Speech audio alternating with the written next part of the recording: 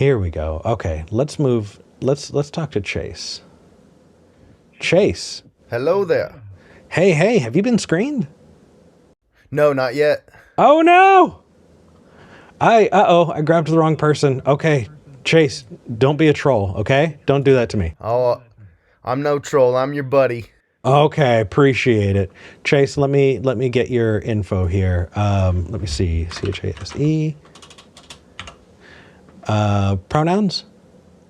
He, him, please. All right, where are you calling in from? The USA. All right, that is good enough for me. Chase, what do you want to talk about?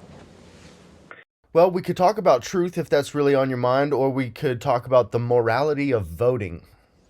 What about the morality of voting? Well, I've never voted before, and I'm a new voter. I'm 41, and I just registered to vote for the first time. Because we got to keep Trump out. Whatever we got to do to keep the Republicans and Trump out. Know what I'm saying? But I'm a far leftist, like even more left than Bernie. So I feel like I'm torn. I'm voting for Biden, but he's done some moderately good things. But this whole thing with Gaza is really upsetting me. So I'm disappointed in him for a few things. But I feel like I got to vote for the lesser of two evils. What are your thoughts? Oh boy. All right. So we're just going to see how many patrons I lose from this conversation. All right, let's do it, Chase. I'm right there with you. I've cultivated enough leftist views that I don't feel comfortable calling myself liberal anymore. And so, no, I agree. I am severely disappointed and sometimes disgusted with decisions that Biden has made. And the idea that needing to vote is to keep the lesser of two evils is really, really frustrating. And I don't know. I feel like the only other opinion that I've been shown is to egg on the fight, And I don't think that's necessarily a good thing either. Do I think that, when faced with two bad things, to choose the lesser of those two bad things? Sure, no problem. But I don't think that we are empowering or really seeing what we want reflected in our elected officials. And so, I don't know. I feel like more and more, just because of the United States election system, voting in general, if done well and in a system that supports it, is incredibly important. I feel like everyone ought to, but I don't think we live in that system anymore. And I feel like that is more of an indictment of the United States system of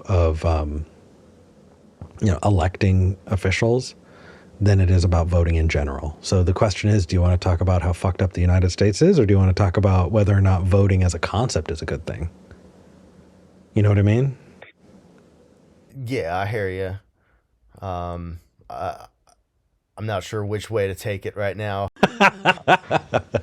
Okay, well, I mean, I feel like we can probably do the latter pretty quickly. If you want to see your views reflected in a government that cares about it and will count those votes, then I think voting is incredibly important. And I feel like we should have an obligation to be a part of that. I also think that in a system where what you want to see in the world is not even an option, then I think we have a moral obligation to be heard and to make ourselves heard. Oh yeah. Yeah, and to that I think, we can vote people into power and know that they're going to fall short of our standard and then protest against them for not living up to our standard, and in the effort in the hopes of motivating them to do better or to be replaced by somebody who is better. Yeah. I think that given the current political climate, the moral things that I'm seeing are landing people in jail right now. People standing up for, it's we're living in a pretty fucked up time right now, Chase. I don't know. I'd love to see what people say in the comments about this, though, because Yeah, for sure. yeah. Now, if we're gonna, we've moved away from the voting part and just talking about, how screwed up the U.S. system is. I know that we have plenty of callers who are not in the United States. And for those who are not in the United States, just a basic primer on what's going on over here is the most popular person is not the person, right? Whoever gets the most votes is not the person who's elected, not to the highest office in the country, not to the not to the presidency.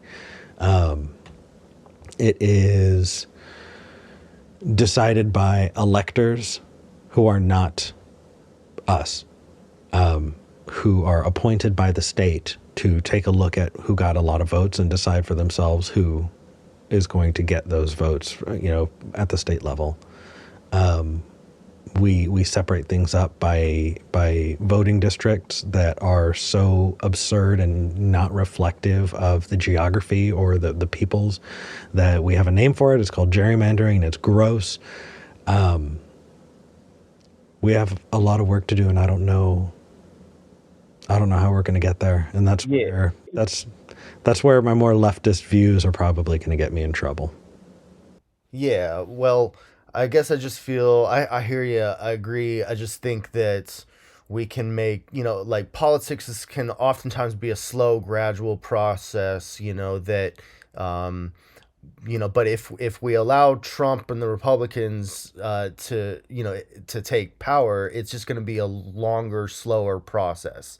And so at least Biden and the Democrats have done some good things like defending LGBTQIA people and, some student loan forgiveness and marijuana reform and stuff, but even in those areas, there's room for improvement, but at least they're not, denying climate change and pushing a, fascist agenda, etc., so at least in all areas of their, I mean, maybe in some of their international relations, but, at least domestically, and I would just think that Trump in power would just be so much worse.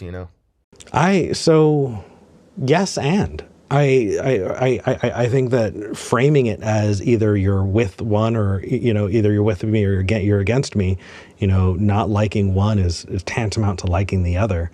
I think is a really, really flawed way of thinking. If I'm going to be true to my principles, I'm going to take a look at it and be like, this is all not okay. Yeah. And also, I don't know. I saw a Biden commercial that basically was saying, if you vote for Biden, he's going to, get Roe v. Wade back and is going to, and it's just, it feels like holding bodily autonomy hostage until you get the next election. And if that's something that you could do, how come you haven't done it in the last couple of years? I definitely saw a lot more people like me who were fired up and paying attention and doing something about it when Trump was in office. Well, maybe they just, I mean, I'm not sure, but maybe they need more time in office, like, and having a change in the Congress, more left leaning people getting elected in other areas of government. I'm not sure though. But again with the electoral college and everything, I think we'll have more chance of eliminating the electoral college and going to a real one person one vote system under the Democrats than we would under Republicans. I mean, I'm not disagreeing. I also think that that's going to come with apathy. And I don't think we can do apathy very much longer. And I'm not saying you're wrong. I'm just saying that we have to see the full picture, and the full picture comes with people not doing what needs to be done, not standing up when they should be because their person is in office, even if screwed up things are still happening. And Oh, I hear you. I'm so frustrated by seeing people not standing up because their person is in charge right now that I wonder. I really wonder. So I'm sorry. But I wish I could give you a more like clear, solid piece about it, but I'm not seeing very much morality in any of the system nowadays. You know, the morality of voting is different from the morality of voting in the United States. And I don't think it's possible to find a moral line that I would be fully comfortable with today. I hear you. Often think that maybe there is no moral option. There's just two immoral options, and you have to choose the least immoral option of the two. Or, if you look at it from another perspective, it is, from my value system, I think it is moral to do the best you can in a shitty situation, and because the alternative is to withhold the vote, which I did for most of my life because in part I was disillusioned by the system, and I don't like the electoral college. I don't like the candidates, I don't like their policies for the most part. And also I wanted to hold them to a high standard and say, you need to earn my vote if you want it. You gotta, but like I said, I was more left than Bernie. So like, I regret not voting for Bernie in 2016. I think if a lot of people like me had voted for Bernie, then we might have avoided Trump in the first place. Yes, I can see that. I think that if you're not going to vote, then I don't think you have much place at the table to complain. That's fair. Well, and I mean, I used to disagree with that. I might still, because like, at least, if you're protesting and using your voice in that way, that's good activism, but I think we can also help with voting. Yeah, fair enough. I don't know. okay. I'm just really, really pissed off, Chase. I feel like if we were really, able to have representatives who reflected our views, right? There are plenty of things that are the majority opinion in the United States right now. Opinions on Roe v. Wade, it's not even close. The vast majority of the Yeah. United States is against it. If we talk about views on Israel and Palestine, it's pretty bad. Like, how come we're not seeing any of our elected representatives reflecting the views that the people who are voting for them are speaking Yeah. up on, right? It's How come yeah. how come we're not seeing, the top 1% taxed at a rate that is remotely similar to everybody else? I'm not even talking about taxing them more. I'm talking about taxing them fairly. More or less. And also marijuana and universal health care, I think support for those are like 60 or 70% in the US, but most of our elected officials, even on the left, are not fighting for it. Yeah, so how can we say anything about representative democracy if we're not seeing our views represented in the democracy that we're voting in? It's Right. So I just feel like it's a messed up system, but the only way to have even incremental progress, let alone, drastic progress, is to keep the worst guys out of office because they're dangerous. really, because I think that there are better tools. I think that there are tools that when we saw actual progress happen, right, we saw those things happening. It wasn't just Martin Luther King who was working. It was the Black Panthers who were standing there protecting them, right? It wasn't just saying, well, I disagree, right? When women got the vote, it wasn't just because they stood there and hold picket signs. They burned out buildings. When people aren't listened to, they need to stand up and do what needs to be done to be heard. And we're not doing that. I agree. I think that we're brainwashed on this civility politics, which is a misrepresentation of how actual change happens. I think, yes, sure, we should vote, and we should make sure that the people who are representing our views are actually getting voted for and are actually on the ticket to begin with, and they're not. Yeah. Yeah, I hear you. That's And pissing me maybe, off. I don't think I have only the choice to hope and pray and stick my thumb up my ass and wait for somebody who is going to eventually, hopefully, have, represent my views on things to be, on the ticket. We need to insist upon it.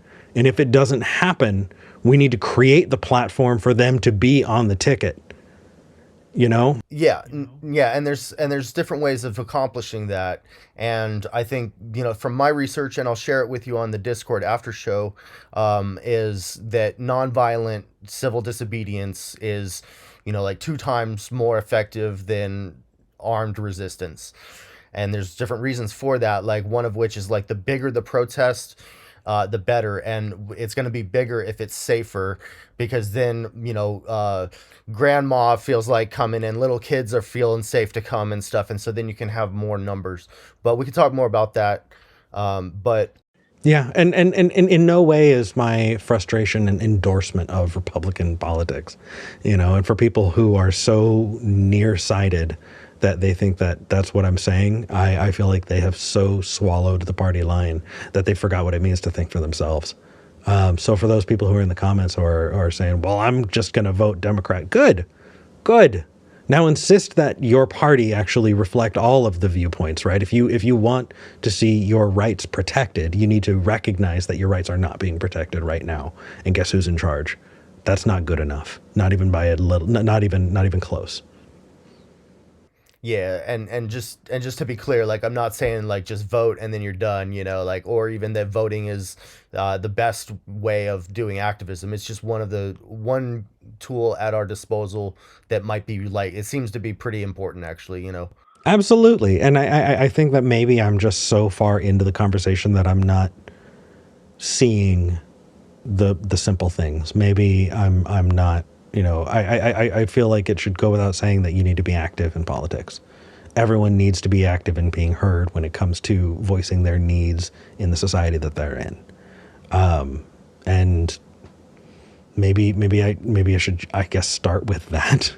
yeah. But I don't know. I feel like we've had politics 101. I think it's time to actually move on to 102 and 103 and to see. Yeah. Yeah. So Yeah, and I've just to be clear, like I've done over 200 protests in my day, for human rights and animal rights and the environment and stuff like this. And it's not only effective, but it's fun too. It gets your adrenaline going, and you find a sense of community, and camaraderie with all the people standing up next to you, and taking out systems of abusive power is a good thing to be doing. I'm just saying there's a lot of effective forms of activism. Some are less, confrontational, less stress inducing. Some of it is just sharing information online, or talking to your friends and family about these important issues, sharing videos from, good shows like yours and stuff like this. I appreciate it. I just, I think that if you're the only one in the room who's not being confrontational and you're hoping that you're being heard, don't have high expectations. But don't underestimate yourself neither, though, because we can make a big change. I've seen it happening. I want to live in the world that you see. I hope that you're right. Maybe I'm just jaded. Chase, thank you. Well, all right, good times. Thanks for taking my call. Take care, and I'm glad you're voting. Now, all right, now cool. insist on more. Do more. Oh yes. Start there and then keep going. A lot. Yes, sir. All right. Take care.